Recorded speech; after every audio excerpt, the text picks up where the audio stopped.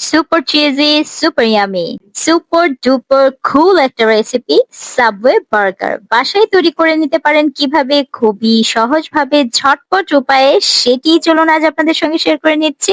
একেবারে খুবই সিম্পল। আমরা সবাই জানি এটার যে পুরটা সেটা একদম সাদা, খুব মাইল্ড টাইপের একটা পুর হয়। তো এখানে আমি পেঁয়াজ দিয়েছি আর দিয়েছি বিফের কিমা, আপনারা চাইলে চিকেন কিমাটাও ইউজ করতে পারেন। আর দিয়ে দিয়েছি কিছুটা আদা রসুনের পেস্ট, খুবই সামান্য। সেটাকে বাটারের মধ্যে জাস্ট ভেজে নিতে হবে। এভাবে ভাজতে ভাজতে যখন দেখবেন এরকম একটা ক্রিমি, মানে পেঁয়াজটা গলে এসেছে আর কি, কোনো রকম কোনো সস এখানে লাগবে না, জাস্ট সল্ট এন্ড পেপার। আর হচ্ছে আপনার এভাবে একটু গুঁড়ো দুধ যেটা আছে ঘন করে গুলে দিয়ে দিয়েছি। আপনাদের কাছে যদি ফ্রেশ ক্রিম থাকে সেটাও ইউজ করতে পারেন। আর সেদিন তো দেখলেন আপনারা, আমি ফ্রেশ কিছু মাশরুম আমি অর্ডার করেছিলাম। সেই মাশরুম গুলোকেও আমি কিছুটা এখানে ইউজ করব, সেজন্য নিয়ে নিলাম। সেদ্ধ করে এভাবে একটু বাটারের মধ্যে টস করে নেব। খুবই সিম্পল, একেবারে সিম্পল, বাট টেস্ট কি বলবো, জাস্ট একবার ট্রাই করে দেখবেন বাসাতেই। দেখুন, ওয়াও, নাইস লাগছে না?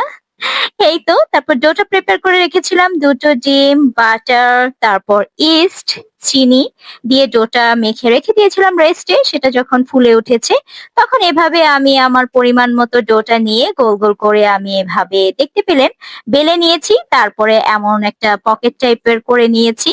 উপর থেকে দিয়ে দিচ্ছি পছন্দ মতো, আপনারা নাটস দিতে পারেন। আমি এখানে নাটস সিড দিয়ে দিয়েছি, পামকিন সিড ছিল এখানে। আর ছিল ওই যে কি বলে এটাকে, সূর্যমুখীর যে বীজ, সেটাও দিয়েছি।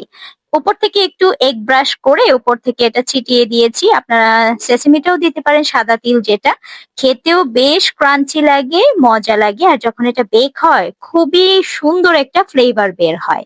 তো এই তো, খুব একটা সময় লাগে না, কিন্তু 10 মিনিটের মধ্যে আমাদের এটা হয়ে এসেছে। আর এই হচ্ছে এটার ফাইনাল লুক। তো কেমন লাগছে দেখতে? একেবারে বাসায় ফ্রেশ বেক। ওয়াও, এটার তো মজাই আলাদা। মানে কি বলবো, জাস্ট আপনারা একটু দেখেই বুঝে নিতে পারবেন। এই তো, গরম থাকা অবস্থাতেই আমি এটার মধ্যে যে পুরটা ছিল আমার সেটা দিয়ে দিলাম। আর মাশরুম টস করে রাখা ছিল বাটার দিয়ে, সেটাই দিয়ে দিলাম। আর একটু চিলি ফ্লেক্স দিয়েছি, একটু ঝাল ঝাল না হলে ভালো লাগবে না। তো এই জন্য। আর হচ্ছে পছন্দ মতো যত চিজ আপনি চান চিজ গুলো এভাবে দিয়ে দিবেন, দিয়ে এভাবে পকেটটা বন্ধ করে দিবেন। তারপর যেটা করলাম, বেকিং ট্রেতে আরো একবার 5 মিনিটের মতো একটু বেক করে নিলাম, যাতে করে চিজটা মেল্ট হয়ে একেবারে সেই লেভেলের একটা মজা হয় আর কি। দেখে তো বুঝতে পারছেন, ট্রাই করলে পাগল হয়ে যাবেন। তো ওপর থেকে একটু দিয়ে দিলাম সালাদ, কেটে রেখেছিলাম শসা আর কি। তো সেটাই দিয়ে দিয়েছি, আপনাদের কাছে ক্যাবেজ থাকলে সেটাও দিতে পারেন। আর দেখেন, বাচ্চারা, বাচ্চার বাবা, সবাই বাচ্চা হয়ে গেছে। সবাই মিলে সস এটার মধ্যে স্প্রেড করে দিচ্ছিল। সস গুলো আমার বাসায় তৈরি করা, মেয়োনাইজটাও আমি বাসায় তৈরি করেছি। এবং চিলি সস, টমেটো সস এগুলো পছন্দ মতো দিয়ে দিবেন ওপর থেকে। দেখুন কতটা লোভনীয় লাগছে, জাস্ট ইয়াম।